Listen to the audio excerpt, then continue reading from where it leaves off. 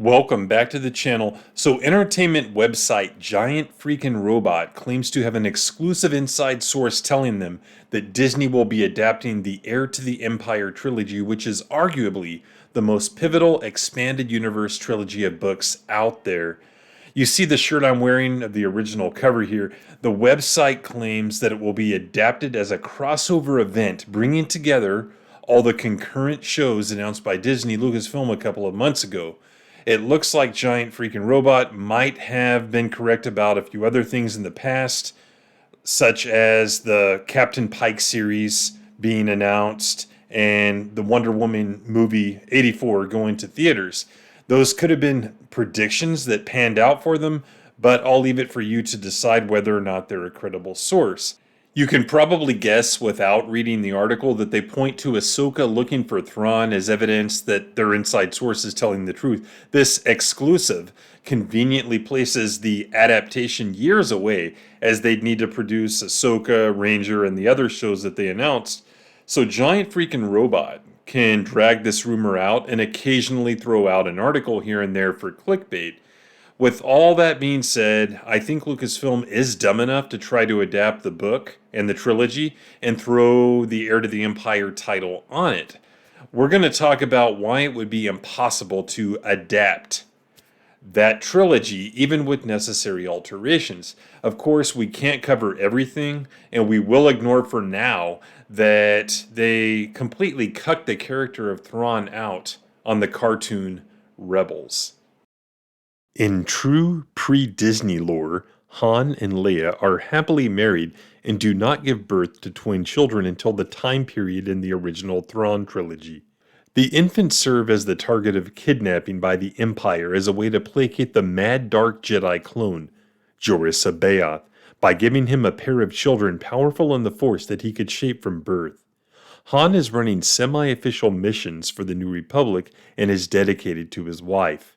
In Disney continuity, Ben Solo is already 4 or 5 years old in this time period, and Han has run off to work across the galaxy, essentially becoming a deadbeat. In pre-Disney continuity, Gilad Pellaeon is Thrawn's trusted second. He was a man who served the Empire and the Republic before it as a seasoned, dedicated officer. He first met Thrawn when the Chiss returned from the unknown regions. Part of the charm of Zahn's Heir to the Empire trilogy is that we get to see Pellaeon act as the Watson to Thrawn's Holmes. We get to see him act out the same doubts, curiosity, and understanding that we the readers feel. The Pellaeon of Disney Lucasfilm is already well aware of Thrawn's capabilities and served under him during the height of the Empire. Replace him with another rando Imperial? It defeats the purpose of using Heir to the Empire as a story, as the good captain is a fan favorite. Rook, Thrawn's Noghri bodyguard, played a pivotal role in the end of the Heir to the Empire trilogy. Arguably and ultimately, it is one of the most pivotal roles. He died in Rebels, in Disney continuity. Replace him with another Noghri? Again, we stray further away from it being an adaptation. Mount Tantiss was a secret storehouse where Emperor Palpatine stored his secret technology and other goodies. Plans for a cloaking device and thousands of Sparty cloning cylinders were stored there, as well as another item of interest we will mention later. These were key to Thrawn's plans. In Disney continuity, a resurrected Palpatine had seemingly unlimited followers and soldiers on Exegol. Wouldn't something as important as Mount Tantiss have been destroyed as part of the so-called contingency? Come up with a rationalization for this and we get even further away from the original story. The other item we mentioned at Mount Tantiss was Luke's blue lightsaber and his severed hand. Vader recovered both and took them to Mount Tantiss per the Emperor's instructions. The hand was used to create an evil clone of Luke, whom Mara Jade killed, thus fulfilling her master Emperor Palpatine's last command: "You will kill Luke Skywalker." Luke would give Mara his blue lightsaber. In Disney lore, the lightsaber was in a trunk in a room in Maz Kanata's castle, just because. If Mara Jade is introduced, an entirely different area to discuss, as her lack of presence would make the story even less Heir to the Empire, then not using the blue lightsaber would stray us even further from an adaptation. These are only a few of the issues raised by attempting to create Heir to the Empire and its sequel novels in Disney continuity.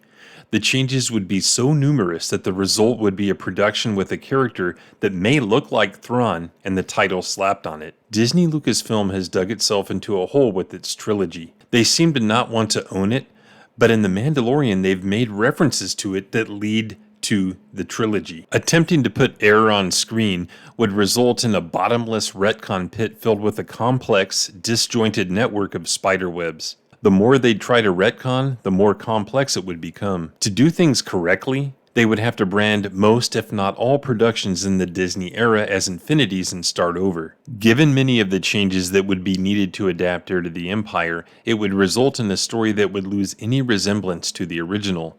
But perhaps that's the intent. Remember Thrawn?